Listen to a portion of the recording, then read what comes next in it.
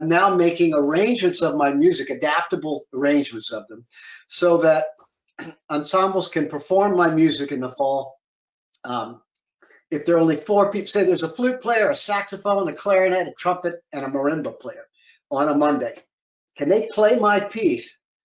Simple Gifts, that's the one I just finished. And then now I'm working on Joy. Can they play Simple Gifts and have a meaningful musical experience? Because you couldn't normally, if they just had their parts, it's going to sound funky and bizarre. And so I created this adaptable instrumentation so that could work. Now on Tuesday, maybe it's just the trombones.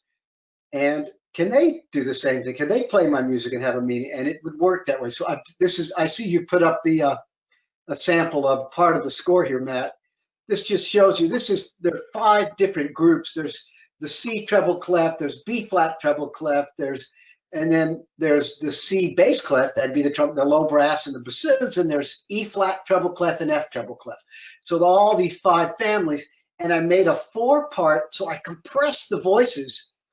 So sort of like if you take a big choral piece and make it for just women's choir or just men's choir, TTBB or SS, I've kind of done that. So this, looking at the flutes here, or if you look at the second group, just the clarinets there, the clarinet trumpets, that's like an SSAA version of my piece, Simple Gifts. And I make that work so that everybody kind of has this, all the essential parts are there within each of these small groups.